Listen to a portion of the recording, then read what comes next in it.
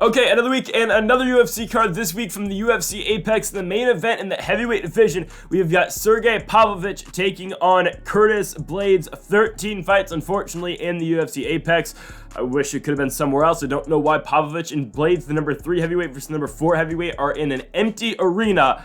It doesn't make any sense. You got Bobby Green, Jared Gordon, Brad Tavares, Bruno Silva, and your co-main event, Song Yadong taking on Ricky Simone. It's an actually really good 13-fight card. The undercard's a little bit shaky, but it's a pretty good card, and it's a way better card than what we're going to get next week in the Apex with a fight card that still doesn't have a main event. But anyways, Pavlovich and Blaydes this Saturday night from the UFC Apex. And folks, if you haven't yet, though, make sure to hit that subscribe button down below for some more UFC here on the channel. Tomorrow, we're going to post our Bellator 294 predictions, and then on Tuesday, we'll have our Bellator 295 predictions, both from Hawaii, so make sure to go check out those videos when they come to the channel in the next upcoming days. So our first fight is between the Ultimate Fighter runner-up at 135 pounds and Brady Hiestand taking on Danaa Bakari, or is he going by Bakari Danaa now? I'm not completely sure, but we have got the Mongolian fighter in Danaa Bakari taking on Brady Hiestand. And for Danaa Bakari, this is a guy I was pretty high on at one point. I mean, this is a guy who comes into the UFC, big run to start. He comes in his first fight, loses to Altang Lee, but beats Guido Kennedy, beats Kevin Natividad, beats Brandon Davis. You're thinking, okay, this guy's got it sorted out in the promotion. Well, he comes back,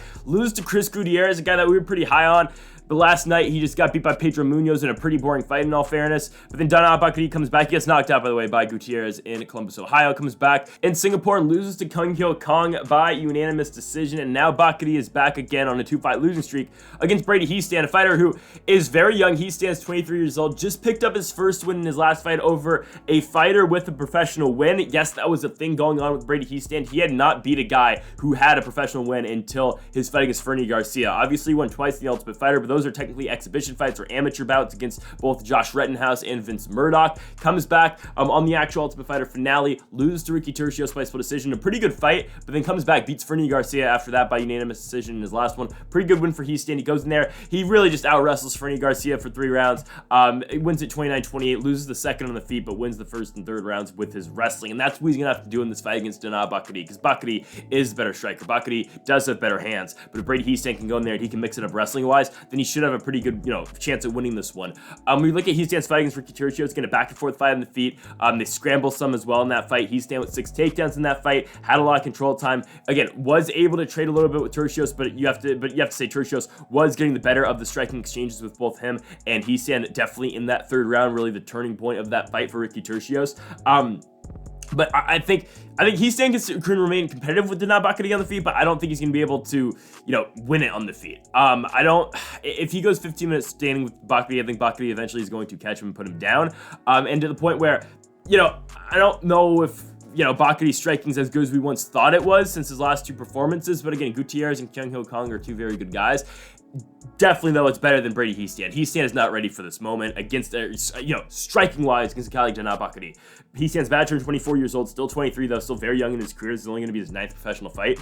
If Hiestand's going to want to win this fight, though, he's going to have to win on the ground. He's going to have to get Danaa Bakari down, which is going to be tough because Danaa Bakari is a guy who is pretty solid defensively with his takedowns. He's only been taken down once or 3 times in his UFC career, but that was only back in 2019 in his first fight against Altang Lee. And that's how Altang Lee won that fight, really, was by taking down Bakari because Bakari was getting the better of him in the striking exchanges. I think Bakari's able to keep this fight standing, and if he's able to do so, I think he's going to be able to finish Brady Hiestand on the feet. I hate to say it because I actually do like Brady Hiestand a lot. I think this is a guy who has got a lot of potential in the UFC, but in this exact fight, I really do like Danaa Bakari to keep the fight on the feet, and I think eventually he's going to do enough damage to the point where he's going to finish Hiestand on the feet. So give me Danaa Bakari to finish Brady Hiestand. I'm going to take him by 2nd round knockout. This fight's tough for me to pick, honestly. We've got Priscilla Cachoeira, Zombie Girl, taking on Karini Silva in this fight, because honestly, Priscilla Cachoeira just keeps on winning fights. I mean, I know we didn't think she beat Jeon Kim, and really she didn't, but in all fairness, Cachoeira's won 4 of her last 5 after going on that 3-fight losing streak to Shevchenko, McCann, and Luana Carolina. She's came back.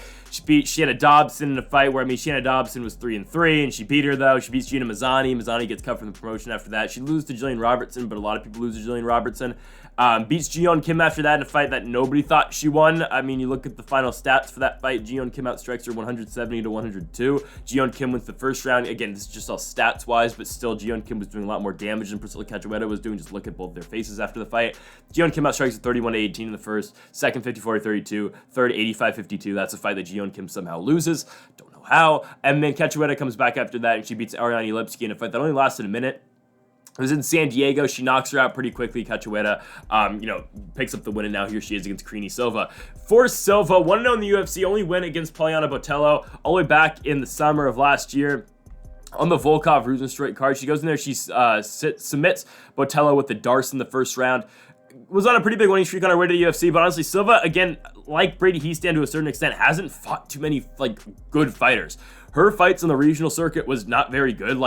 Sure, she was winning fights, but she was not fighting anybody all that talented. It's going to be tough, I think, this fight to call. Because, again, Silva got the advantage in the wrestling, but the grappling as a whole. She's going to try to take Cachoeira down. And for Cachoeira, of course, she's going to try to keep this fight standing. She's going to try to box Silva. Because you know the power that Cachoeira does have. She has power for a fighter at this weight class. For Silva, her jiu-jitsu is good. You saw her fight against Botelho. It only took her one takedown. She only shot one. She got it. They were only in the ground for 40 seconds. And she goes in there. She sinks in the Darce and she wins the fight. And we'll see again. Silva is known for grappling. She's going to have to take down Priscilla Cachoeira, and she's going to have to try to submit Cachoeira if she's going to win this fight. Again, I think it's very close. I don't think the odds the odds kind of reflect it. -165 for Silva, +135 for Cachoeira. Picks on Tapology, 83-17 for Silva. I'm going to take Silva ever so slightly. I'm going to take her by first round submission because, if I'm going to pick her to win, I'm going to pick her in a somewhat similar fashion to how Jillian Robertson beat Priscilla Cachoeira, but it would not surprise me at all if Silva can't take Cachoeira down. Cachoeira keeps this fight as a boxing fight, and she just rocks Silva, and then she finishes her in the first round. Either way, a first round submission for Silva or a first round knockout for Cachoeira would not surprise me. I'm going to go with the first option. I'm going to take first round submission for Silva, but again, it wouldn't surprise me either way. I think Silva, though, is able to grapple and find her way to a submission. Give me Silva to win this fight by first round submission. Next up, we've got Francis Marshall taking on William Gomis. For Francis Marshall, two younger fighters in this fight, by the way. Gomis, 25 years old. Francis Marshall, 24 years old. But for William Gomis, picked up and won his UFC debut, beating Jarno Aarons by majority decision in his first fight of the promotion. It was the wrestling game of Gomis that really won him that fight. Takedowns in all three rounds. The first round, first and second, third, and the third round was really the most dominant wrestling round for William Gomis in that fight. But goes in there, picks up the win in his UFC debut. He'll be taking on Francis Marshall in this fight. For Francis Marshall, 1-0 in the UFC as well. Picked up his contract in the Contender Series by beating Connor Matthews by unanimous decision. It was a fight where Marshall was ever so active in that fight. Scores 6 takedowns, but in that third round, Francis Marshall turns it on the feet. 61 significant strikes in just the third round for Francis Marshall, more than what he had in both the first and second rounds combined. And Francis Marshall wins that fight by unanimous decision. He was already up 2-0 going into that third, but a huge third round for Marshall won him that fight against Connor Matthews. And then his UFC debut over in Orlando, he beats Marcelo Rojo. He finishes him in the second round by knockout. First round, big wrestling round again for Marshall. The second round, though, finishing Rojo on the feet with the knockout.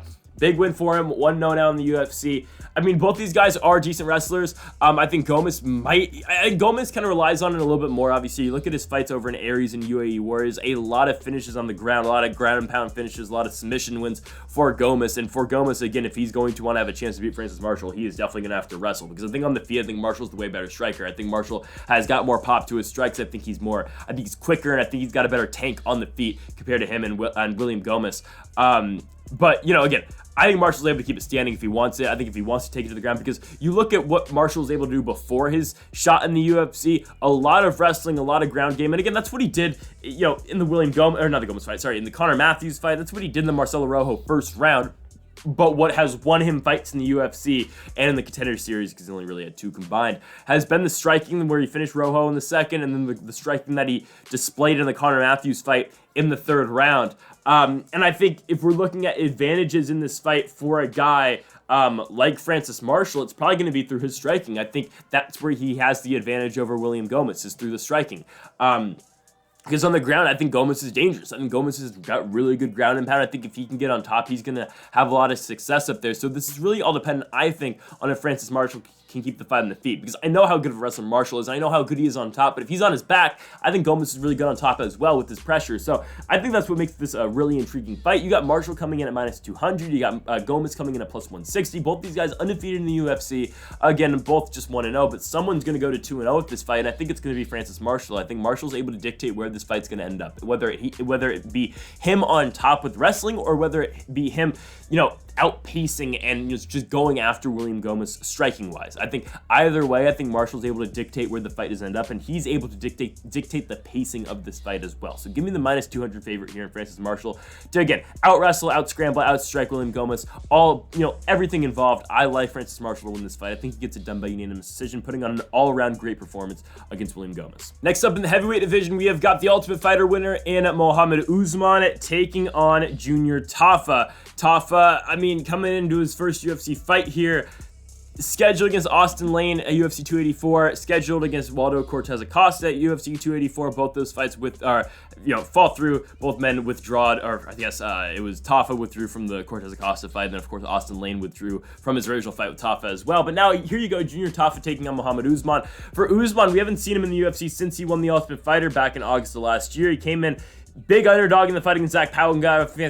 A lot of people thought that Pauga was going to win that fight. We knew Usman had power going in that fight, but we knew Pauga was just the all-around way better technical striker. But hey, Usman landed the big bomb and Usman knocked him out. Now we get Usman versus Junior Tafa and Usman's second fight in the promotion. And let's be honest, Mohammed Usman was not all that impressive on the Ultimate Fighter. He just wasn't. I mean, he barely gets by a guy in Mitchell Seep in his first fight. Seep's a guy who got kicked out of the Power Slap house, which is ridiculous. No, I did not actually watch Power Slap. I watched like 3 episodes, but I didn't get to the point, I don't think, where Seep got kicked out the house. At least I just saw that on Twitter. And then, Mohammed Usman comes back. He beats Eduardo Perez by split decision in a fight where it's very close. Perez was the favorite to win that entire thing.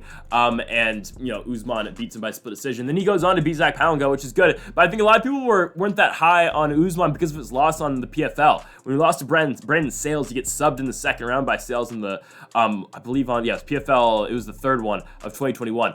I mean, it was just, it was interesting because Usman had a lot of hype around him. I mean, he's Kamaru Usman's brother. He's on the main card, and Brandon Sales goes in there and submits him in the second. That being said, Usman gets a guy in Junior Tafa who hits hard. Tafa's a guy, former Glory kickboxer, fought in Ryzen in his last fight, won by knockout in the first round. This is a very tough fight for Mohammed Usman. It just is. Both these guys are going to throw hard. It's a heavyweight fight. But I think technically sound, Tafa's better. I think Tafa's got way more skills. I think he's able to set traps for Usman, and I think he's quicker than Usman as well. Mohammed Usman's kind of a slow striker. Let's just say it how it is. He's kind of a slow striker. He's very hittable, and I think if he had, again, it's a good win over Pauga for the Ultimate Fighter finale. Don't get me wrong, it's a really good win for him. But he had a little bit of trouble in the house part of the Ultimate Fighter show. I think Junior Tafa would beat every single guy on that show. I think Tafa's got way more power. I think he hits a lot harder. I think he's just quicker as well. Give me the minus 225 favorite here. I think Junior Tafa is able to win his UFC debut. I think, again, I don't think Usman's the greatest. I'm going to take Tafa to win this one by first round knockout. So next up in the featherweight division, we have got Karol Rosa taking on Norma Dumont. So Rosa going up to 145 pounds for this fight. Her last fight was at bantamweight in a majority decision victory over Lena Landsberg in a fight where she got dropped by Landsberg. Landsberg drops her in the first round. Rosa comes back though, and she ends up winning the fight after a dominant second round wrestling wise. And again, Rosa 5-1 in the UFC, only loss being a unanimous decision loss to Sarah McMahon, but her other wins, Vanessa Mello, Jocelyn Edwards, Betch Kohea. Rosa's not bad. Again, the loss to Sarah McMahon does kind of stick out, and the barely beating Lena Landsberg is kind of rough as well. But for Dumont, this is a fighter who 4-2 in the UFC, lost to Megan Anderson and lost to Macy Chasson back at UFC 274. But her wins in the featherweight division are good. Felicia Spencer split decision, Aspen Light unanimous decision, and a Danielle Wolf decision, which we all knew was going to happen in her last fight. For Norma Dumont, though, her striking is getting better, and she's really relied on her striking a little bit more. Her wrestling has always been there, and her grappling has always been there, but it has been a lot of the striking out of Norma Dumont recently that has won her some fights. The Danielle Wolf fight, I mean, she struck with Danielle Wolf in the first round. In the second round, somewhere she knocks down Wolf, but in the third round, she goes a lot to the wrestling. She took down Danielle Wolf and just controlled her on the ground. This fight's interesting because, again, Host is coming up to Dumont's weight class. Dumont is, she is the featherweight really in the UFC right now. There's not many of them in the promotion. I mean, we've talked about it before. Is Norma Dumont going to get a shot at Amanda Nunes championship at 145 pounds? I don't know. I think if Dumont maybe marketed herself a little bit better, she probably could because, hell, at the women's weight classes, and we talk about this all the time, this is why Juliana Pena is getting the third shot at the championship. What have you heard out of Irina Aldana that convinces you that she should get a title shot? Other than what she actually does, other than her actual fighting abilities. Don't get me wrong, Aldana's a good fighter, and Raquel Pennington's a good fighter as well. But none of these fighters put themselves out there to the point where it makes you want to watch them fight Amanda Nunes. Juliana Pena at least does media, and Juliana Pena does her little, it might not be great, but her trash talk gets her the fight against Amanda. And this is why, again, Colby Covington's getting a shot against Leon Edwards. Colby's a great fighter, but deserving-wise, is Colby more deserving than, hell, Bilal Muhammad? Maybe not. But Colby's going to sell a fight, and Colby's going to put butts in seats. Now, is Juliana Pena, that type of draw? No. But is she going to draw more revenue for them than Irina Aldana Amanda Nunes main event? 100%. She's just going to. Because also she's beat Amanda before. But again, she's going to get more exposure out there, and she's going to get more media headlines than what Aldana is going to get. And to a certain extent, if Norma Dumont put herself out there and she talked crap about Amanda, then maybe she would get the shot at 145 pounds. But that's just, that's an old Chael Sonnen saying that you got to put yourself out there. You got to, just make some press. You got to, no press is bad press, and you got to go out there and you just got to put yourself out there. Anyways, for Norma Dumont, I think she's going to beat Carol Hossa. This is a long way for me to explain myself in a Dumont picker. Dumont is the underdog. She's coming in at plus, 125 for this fight against Hossa. I think Dumont's able to outstrike her. I think Dumont's able to take her down. I think, again, just at Dumont's weight class, I think she's better than Hossa. Maybe she won't be able to take her down, but I think she's going to keep Carol Hossa on the feet. That's actually going to be a tough fight for her if she's got to keep Carol Hossa on the feet. I just think Dumont's able to do enough. I think she's able to mix it up on the feet and on the ground. I think it's going to be a close fight, but ever so slightly. Give me Norma Dumont to win a close unanimous decision. I think, again, Hossa coming up to her weight class is going to be tough. Give me Dumont to win by decision. Next up, we've got the biggest underdog on the card in Yahya coming back, taking on Montel Jackson. I see why Yahya is a huge underdog in this one. Montel Jackson has been on a little bit of a roll right now in the UFC. 6-2, 32 years of age. And, I mean, stylistically, this is just a very tough matchup for Yahya. It just is. Let's say it how it is. But Yahya is a guy who's 13-4-1 in the UFC. The guy's been around for a very long time. He's been booked a couple times now against Cody Garbrandt. Fight never happened. Yahya is now 38 years old, though. He does not look 38. Let's be honest. He looks a lot older than 38, but he'll be taking on Montel Jackson. If you've ever seen Yahya fight, he's a grappler. That's what Yahya is going to try and do to you. He's going to try to wrestle you, and he's going to try to submit you. That's really all he does. He's not a very good striker. Let's just keep it what it is. And Montel Jackson is a very good striker. You look at the fights that Jackson's had. The Julio Arce fight, he knocks him down. He knocked down JP Blaydes 4 times in their fight in 2021. He knocks down Jesse Strader twice in their fight in 2021. Knocks out Brett Johns and knocks down Brett Johns and knocks down Felipe Colares. Montel Jackson has knocked down his opponent, every single opponent in his last 5 fights, which is crazy.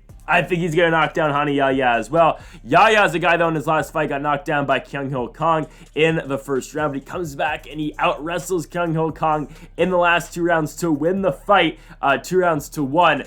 But again, it's just how does Yahya win this fight? He's going to have to take down Montel Jackson. He's going to have to submit Montel Jackson. Well, Jackson's a guy who is very tough to take down. JP Blaydes tried to take him down 7 times. You can only take him down once, and Jackson popped back up to his feet. Julio Arce tried to take him down a couple times. Jackson, kept the fight on the feet when he wanted it and was able to reverse positioning and get Arce on his back when he needed it as well. Jackson's not a bad wrestler in his own right. Look at the Felipe Colares fight. He takes down Felipe Colares 11 times.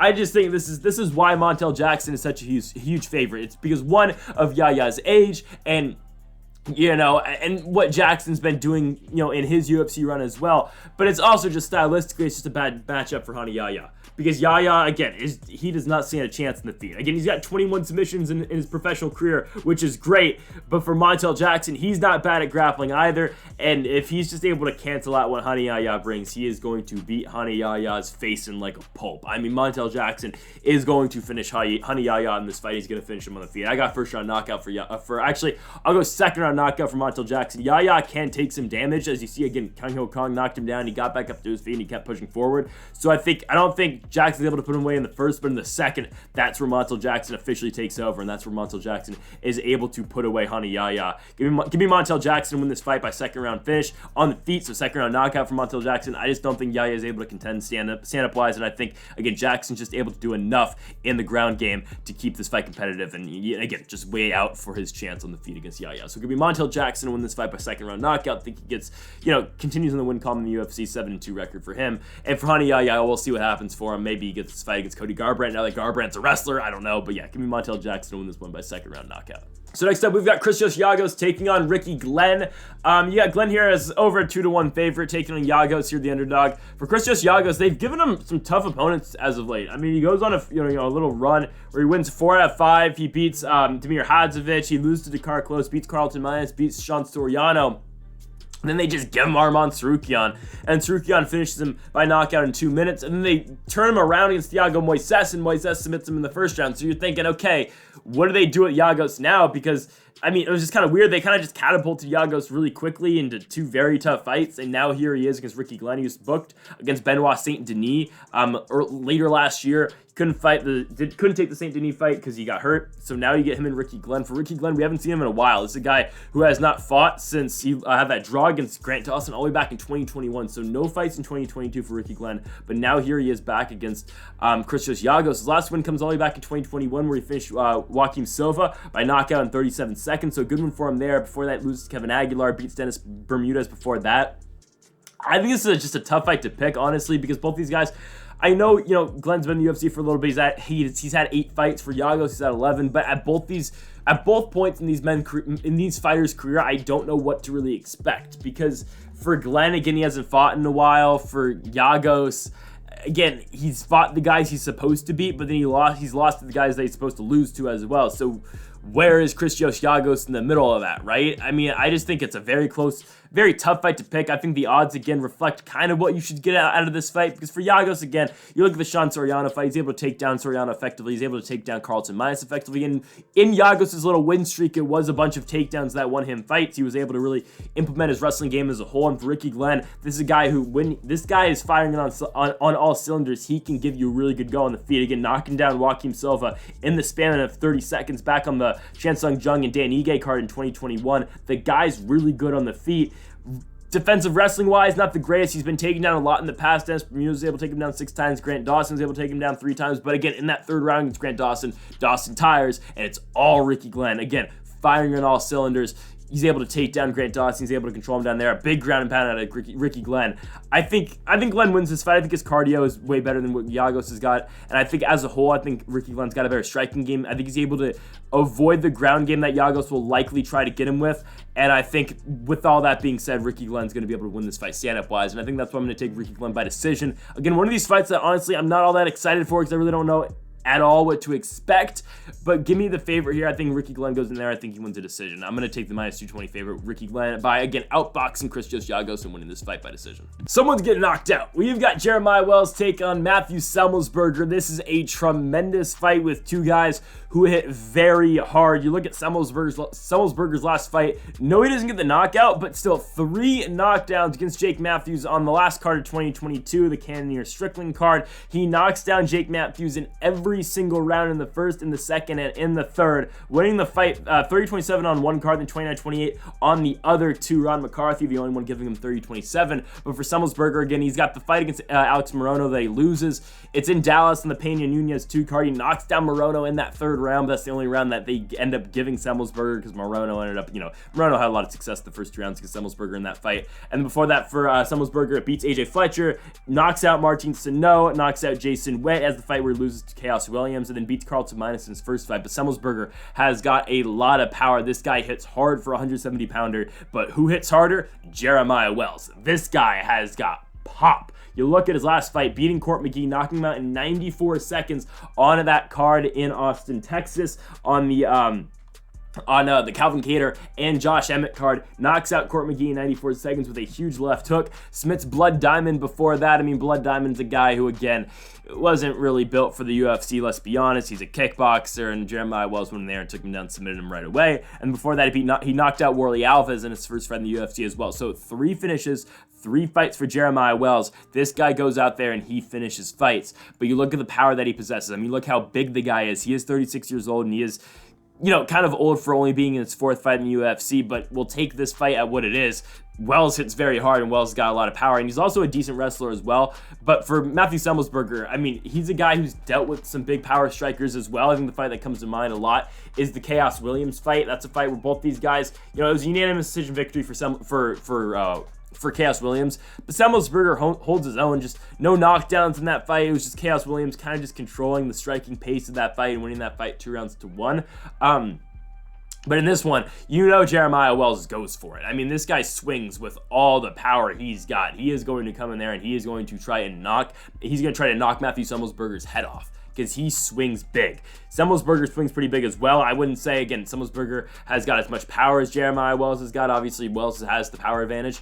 But again, Semelsberger can hit like a truck as well. Neither of these guys have, or I think Semelsberger got knocked out once back in 2018. For Jeremiah Wells, he has not been finished ever in his career. Semelsberger, again, with one finished loss by knockout and the one by submission back in his third fight in 2017. So neither of these guys have been finished in the UFC. Both these guys are finishers. I would say, again, Wells a little bit more than Semelsberger, but it just creates for a very exciting fight. Both these guys are going to throw early and often. I think Jeremiah Wells is going to connect early. I think he cracks the chin of Matthew Semelsberger. I think he's going to knock him down in the first, and I think that's all it's going to take. I think Jeremiah Wells continues his streak of finding early finishes. And again, Semelsberger's got good boxing and good hands as well, but I think Wells, again, is able to deliver earlier and quicker and faster than what Semelsberger is able to bring. So I think Jeremiah Wells goes in there at -140. I think he delivers on that first round knockout, going now to 4-0 in the UFC. Next up, we've got the Ultimate Fighter runner-up in Brogan Walker taking on Yasmin Lucindo. For Lucindo, her second fight in the UFC, and after her first performance in the fight that the UFC was just enamored with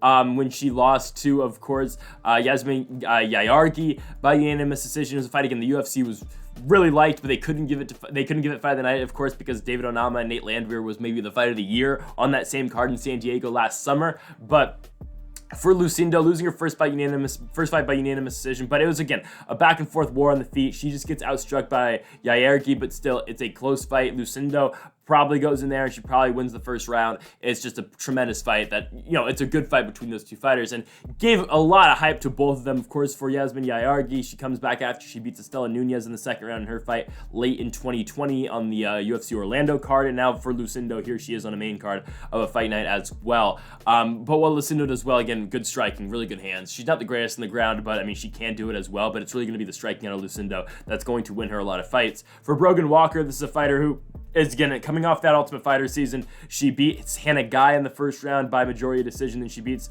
Laura Gallardo by unanimous decision after, and then comes in, loses to Juliana Miller in a fight where, Miller was beating her.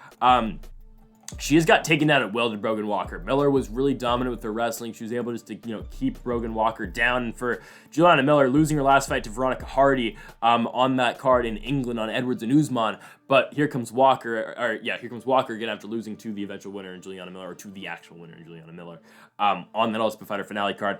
Again, there won't be too much of a threat of the takedown, I think, in this fight for Brogan Walker. Again, that's where she struggled some against Juliana Miller, or struggled a lot against Juliana Miller. And for Walker, before her run in the Ultimate Fighter, losing 2 straight fights to Pearl Gonzalez and Erin Blanchfield, I would say her biggest win to date, though, is definitely the unanimous decision victory over Miranda Maverick back in 2018. I know the hype has kind of cooled on Maverick a little bit, but still, 2 straight wins after dropping fights to Macy Barber and Erin Blanchfield. Miranda Maverick will see Jasmine Jasvidius in a couple months, which it should be another good fight for Miranda Maverick. But for Walker, again, no threat of the takedown in this fight against Lucindo. I think she's able to really, where she specializes in, I guess, would be in the striking game, but that's where Yasmin Lucindo specializes in as well. She's a good striker, and she's going to give Brogan Walker a lot of trouble up there as well. Again, Walker's the much older fighter. Lucindo still very young in both her career and just in age in general. She's 21 years old. For Walker, she's 33, so a 12-year age gap in favor of Brogan Walker in this fight. But man, is this just going to be tougher? I think Lucindo's faster. I think Lucindo's got better hands.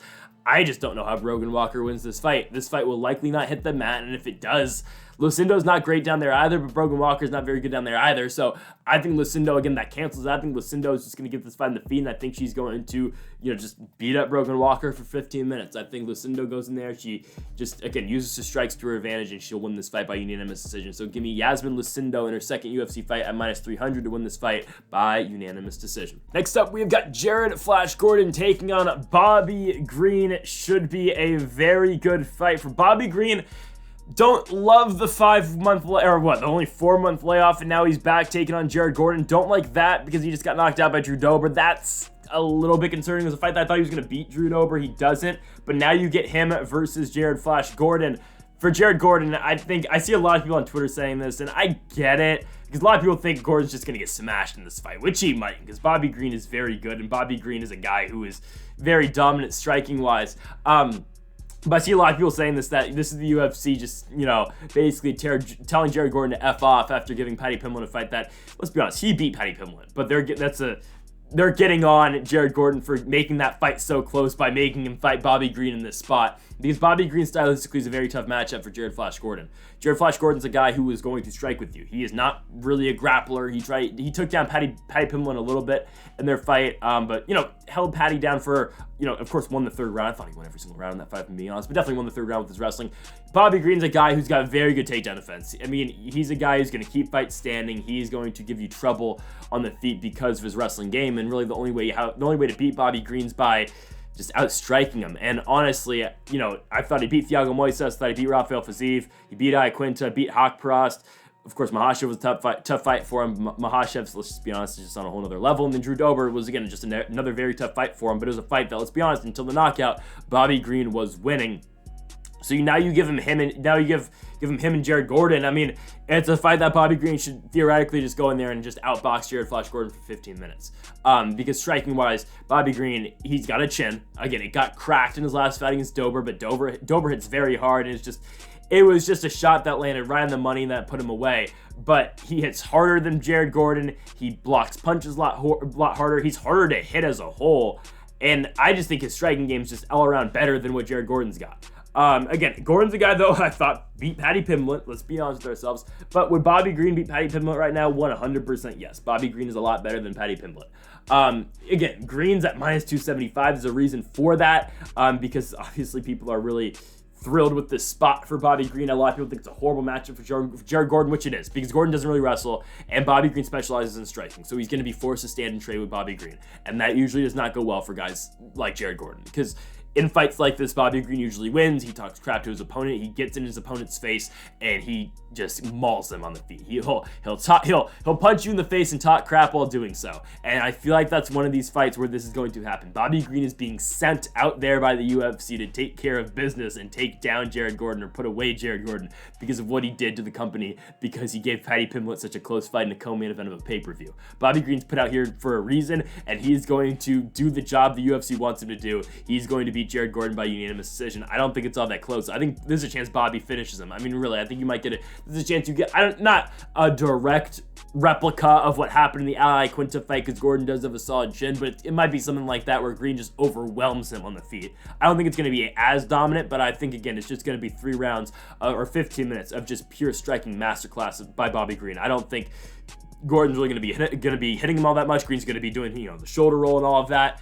And I just don't know what Gordon's going to be able to do. Green's quicker. He's going to just get out the way, and Bobby Green's going to go in there, and he's going to beat Jared Flash Gordon. He's going to get him by unanimous decision. Again, Bobby Green's sent out here for a reason. He's sent out here by the UFC to do a job, and he's going to do it. Bobby Green will win by unanimous decision. Okay, big fight. We've got Brad Tavares taking on Bruno Silva. Bruno Silva was a guy at one point in the UFC. I mean, he's 3-0. He was, 22-6? And they give him Alex Pereira, and Pereira beats him by unanimous decision. To fight that Silva's only a plus 170 underdog in to date. It is the only Alex Pereira fight in the UFC that went the distance. Obviously, the Blaydes fight was a knockout. Sean Strickland knockout in the first round. The first Izzy fight knockout in the 5th round. And then obviously the last fight, Pereira just got knocked out by Adesanya. But Bruno Silva goes the distance with Alex Pereira. He goes the distance. He gets beat on the feet, obviously. He's not able to take down Pereira. I mean, he takes him down twice, but Pereira's able to get back up to his feet. We talked about that before that fight, and it was weird. They put that fight just on a random fight night on the Santos Ankalaev card, but I said that going into this fight. It was that, and again, it's still clear, but they gave Pereira a chance to just get to the championship because they gave him strikers. Blaydes kind of can wrestle, but still Pereira eventually knocked him out. They gave him. Bruno Silva is a very good striker, but doesn't grapple. And then they gave him Sean Strickland, who refuses to grapple. And that's how they pushed him to Adesanya. We'll see how Pereira fares at 205 pounds. I think they'll give him, honestly, I think they'll probably give him Volkan Oezdemir. He's able to finish Volkan Oezdemir on the feet, and then he gets the winner of Yuri and Jamal Hill, and they kind of just disregard whatever the hell's going on with Magomed Ankalaev right now. But for Alex Pereira, beats Bruno Silva in that fight. And for Bruno Silva, again, it wasn't a horrible account of himself. He goes in there, he goes the distance, he loses. But then he runs into Gerald Meerschaert in his next fight. It's a fight that we're like, okay, Silva can bounce back, he can win. But Gerald Meerschaert keeps on winning those types of fights. Now, he just did lose to Joe Pyfer in his last fight, where just looked he didn't want to be there against Joe Pyfer. Pyfer knocks him out and just knocks him down, just kind of finishes him. But for Silva in that Gerald Meerschaert fight, again, he loses the first round. You can say he loses the second round, and the third round, he gets submitted. Meerschaert knocks him down and then submits him down there. Meerschaert wins the fight. So what do you get now from Bruno Silva? Because Brad Tavares is a guy who, arguably is, definitely, I would say, higher in their rankings than what Gerald Meerschaert is. And Tavares, the guy, again, he's coming off a loss to Dricus du Plessis, but du Plessis, you can talk crap as much as you want about du Plessis, about his 8% oxygen or whatever, and, you know, how he almost lost to Derek Brunson, he almost lost to Darren Till, and now he's probably, and I would definitely think he's fighting in August against Israel Adesanya for the middleweight championship. I think that's likely next. I wish they could do it in Africa. They're probably not. It's probably going to be just in, I don't know, probably do it like in Georgia or Boston or somewhere. But for du Plessis, you know, he's probably gonna get a title shot next. He's the next guy, and he beats Tavares 2-1. The first round likely goes to Tavares, and the second two go to Dricus du Plessis. But again, that's not a bad loss. Losing Dricus du Plessis. Du Plessis is very talented. Tavares before that beats Mario Akhmedov, beats Antonio Carlos Jr. Shoeface before that, loses to Shabazian, loses to Adesanya. But Tavares just hasn't been all that active, really, since what the Adesanya fight in 2018. He just hasn't been.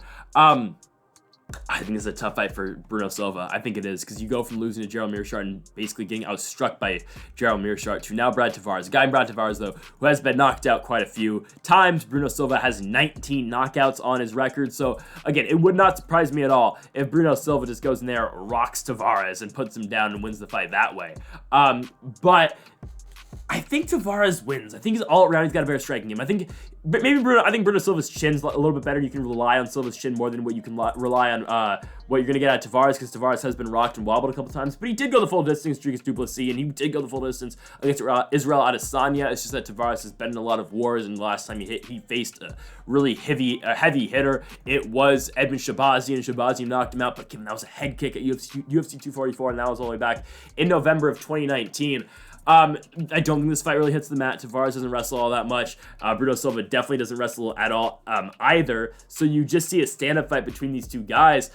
Again, power-wise goes to Bruno Silva, but I think as a whole, as a striking game, I like Brad Tavares. I think he's got better technical striking. I think he's in and out more with his shots. I think maybe speed-wise, I think they're about the same, but I think Brad Tavares is able to win this fight at -165. Tavares is the guy that, I'll be honest with you, I don't pick all that often. I usually pick his opponents, and just maybe because it's the spots that they've put Tavares in recently, but I'm not too sold on Bruno Silva after the Gerald Meerschaert fight. I know it's definitely a different fight, and Tavares does not have any threat with the takedown, but still, I think it's tough for Silva to bounce back after losing those two fights in a row, given they're both tough fights, and one of them is against the former champion, Alex Pereira, but still, I think Brad Tavares goes in there, and I think he wins the fight. Give me Brad Tavares to go.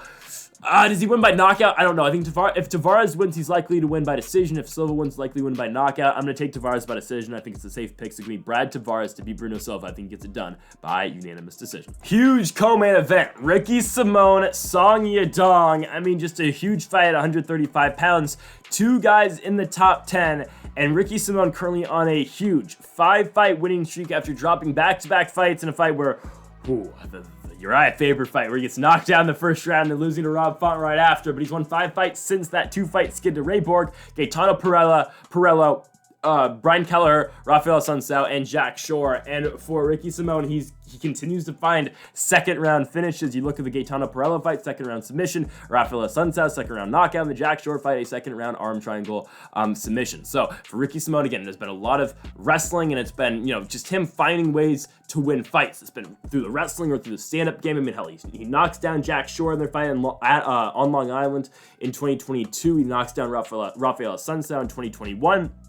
Ricky Simón is getting more comfortable with his hands to the point where it's becoming pretty good. I mean, it's just a really good, balance with his wrestling. It's the wrestling of Simón and his striking as a whole. He's becoming a really well-balanced fighter that can really get it done everywhere. And Ricky Simón comes in this fight the favorite against Song Yadong. You got Simón at -150 against the underdog in Song Yadong at +115. And for Song Yadong coming off that main event loss to Corey Sandhagen, it's a fight where Sandhagen eventually gets the finish in the 4th round or at the end of the 4th round because of a cut to Song Yadong, so Song Yadong can no longer continue. In all fairness, I thought Corey Sandhagen was winning that fight pretty handedly going up to that point. I had it 3-1 for Sandhagen. I think a lot of people had it 2-2. You can make the case 4-0 Sandhagen. I had it 3-1 Sandhagen going into the 5th, and the fight was stopped. So I thought Sandhagen was on his way to win no matter what, but still he gets the finish at the end of the 4th round. And before that, for Yadong, 3 straight wins. It starts with a win over Casey Kenny by split decision at UFC 265. That fight should not have been a split decision. It was a pretty dominant performance for Song Yadong. He knocks out Julio Arce after that, and then he goes in, he knocks out Marlon Moraes in the 1st round on that Santa Santos Ankalaev card in March of 2022. In all fairness, though, that was the time, and I guess we're still on that timing with Marlon Moraes, where he just keeps getting knocked out.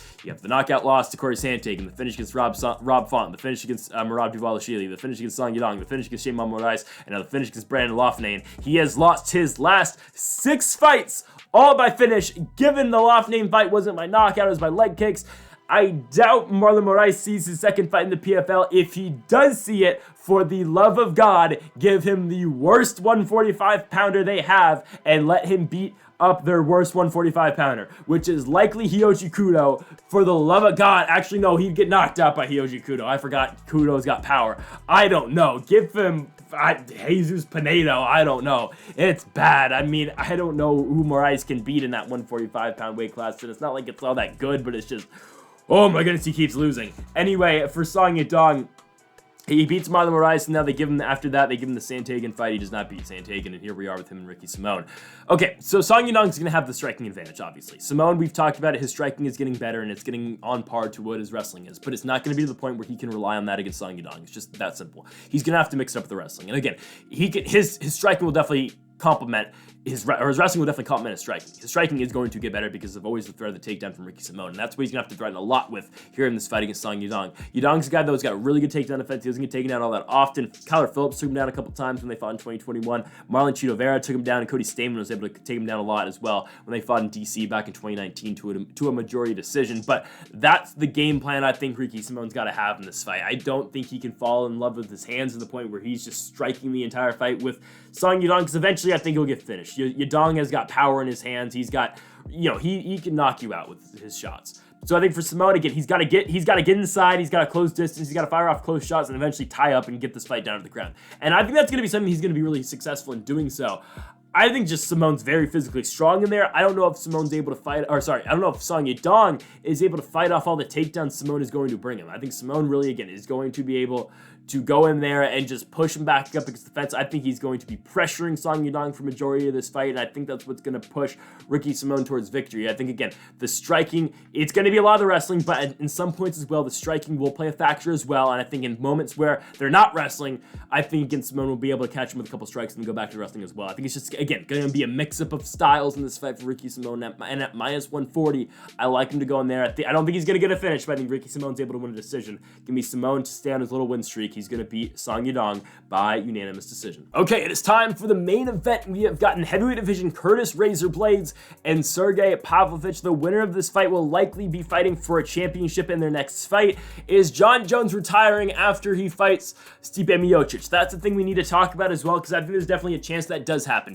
John's been saying that on Twitter, that he wants to fight Stipe at Madison Square Garden, and after he wins that fight, he wants to hang it up for good. Is that definitely a possibility? Sure, I think it is.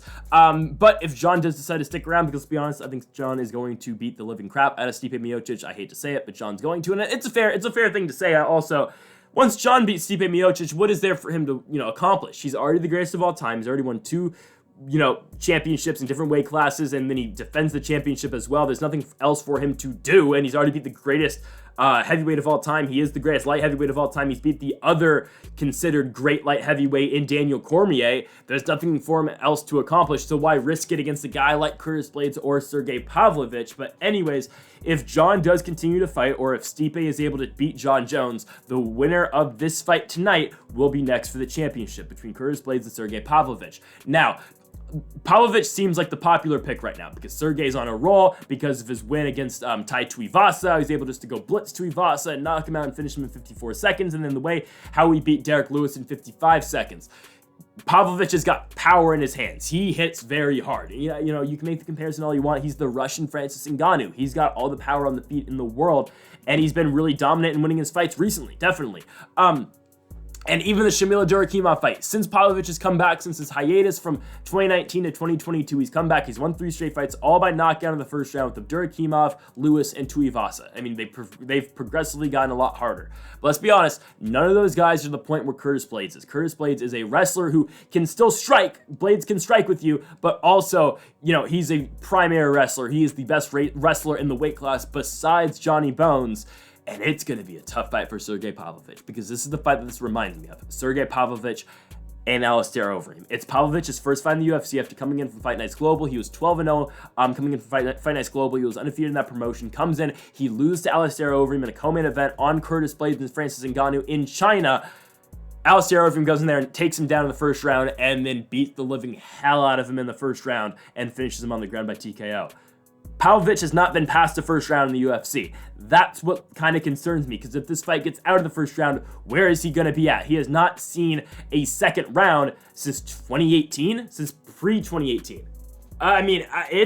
This is going to be tough for Sergey Pavlovich. Again, on the feet, I think he's a better striker, but if you take away his power and you get him tired, what is he at that point, right? Curtis Blaydes, you know what he's going to bring. You look at his last fight, again, it's the Tom Aspinall fight where Aspinall breaks his leg. You can't really say anything about that fight. He knocks out Chris Daukaus before that, but the state of Daukaus' chin and really how he was kind of pushed too soon and too quickly is, kind of what happened in that fight.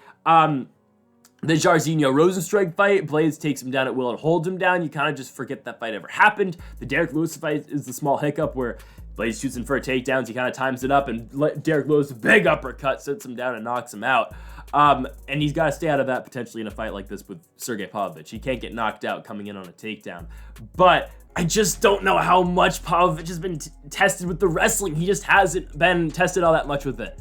And Blaydes is going to continue to shoot on him. But again, this can be 100% avoided if Pavlovich just connects early and sits him down and knocks him out. It can 100% happen like that as well, because you know the power in the hands that Pavlovich possesses here. You got Blaydes at -175. You got Pavlovich at +145. I think it's just a close fight. It just depends on how this fight plays out. I don't think Blaydes is going to be willing to strike all that much of Pavlovich. This fight comes down to how Pavlovich reacts to the takedowns of Curtis Blaydes, and it depends on Sergey Pavlovich's wrestling defense. This is what this fight entails. It's all dependent on that. If Pavlovich is able to keep this fight standing against Curtis Blaydes, he's going to win. Curtis Blaydes is a decent striker, don't get me wrong, and he's good, but Pavlovich is better. And if they do get stuck on the feet, maybe Blaydes can wear him out and he can wait till later in the fight, but likely, again, he'll get knocked out because I don't think he can take the power that Sergey Pavlovich can. I don't think a lot of guys can. Because, again, Pavlovich kind of just reminds me, honestly, right now, of Francis Ngannou to a certain extent. But we'll see if he's able to fight off the takedowns of Curtis Blaydes, because obviously Blaydes was not able to take down Francis Ngannou when they fought twice. Okay, my final prediction, though, I'm taking Curtis Blaydes. I think Blaydes is able to wrestle him. It's probably not what you want to hear. It's not the pick that people want, because I think a lot of people, honestly, would be a lot more excited for Sergey Pavlovich versus John Jones than Curtis Blaydes versus John Jones. I think they just would be. But it's going to be Curtis Blaydes in this fight. I think Blaydes is able to avoid the striking. He's able to avoid the power of Sergey Pavlovich. I think he's just able to take him down. I think that first round's going to be huge. I think Blaydes is immediately going to take him down. I think Blaydes is going to hold him down. I think once he's able to get that first round takedown, I think he's just able to just really work on him with his ground and pound. I don't think he's going to be able to get Pavlovich out of there in the first, but in the second, that's where I think Pavlovich is really going to tire trying to get back up to his feet after that initial takedown from Curtis Blaydes in the first, where he's not going to be able to. And then the second round, Pavlovich comes out the corner really tired because it's going to be the first time he's going to be out of the first round of the UFC, since he's debuted in the promotion. And that second round is going to be a takedown from Curtis Blaydes, and it's going to be kind of a repeat of what happened in the Alistair Overeem fight. That Alistair Overeem fight in Beijing, China, or in Shanghai, I think it was in Beijing. I think it was Beijing. That fight in Beijing, China, between Overeem and Pavlovich is the main reason on why I'm picking Curtis Blaydes. Again, it's been a while, but still, I have not seen anything out of Sergey Pavlovich since then, because he's just fought primary strikers and big power punchers who are trying to knock you out. But I haven't seen anything different since that fight where he got beat on the ground by Alistair Overeem to tell me that anything different is going to happen in a fight with Curtis Blaydes. So that's why I'm taking Curtis Razor Blaydes to beat Sergey Pavlovich by second round TKO with ground and pound. Blaydes is going to win this fight, and he's going to probably push himself next into a championship fight. Will it be against John Jones? Maybe. Will it be against Stipe Miocic? Probably not. I think Jones will stick around for a fight against Curtis Blaydes, and that's the fight that I think that will happen next. Jones and Blaydes. And yeah, give me, again, Curtis Blaydes to beat Sergey Pavlovich by second round knockout, or second round TKO by ground and pound with the wrestling. And again, I think Blaydes is going to get it done. So folks, thank you for watching our full card predictions here with Fight Night Blaydes versus Pavlovich this Saturday night. We'll be back next week for that card. That was originally Arman Tsarukyan and Renato Moicano. Now no main event for now. We'll see what happens with that card. We'll be back next week for that. And stay tuned for Bellator 294 and 295 predictions coming out Monday and Tuesday. You're not going to want to miss both those cards. We've got Liz Carmouche and Deanna Bennett in the main event on Monday. And then on Tuesday, we've got for the interim championship, Ralphie and Stott, in the final of the Grand Prix, Ralphie and Stotts, and of course, Patchy Mix. So you're not going to miss both those Bellator fight cards coming out tomorrow and Tuesday, folks. Thank you for watching. Make sure that subscribe button down below for more. Make sure you like if you did enjoy the video. Make sure to comment if you do disagree with any of the picks. Good folks, thank you for watching, and Mamba forever.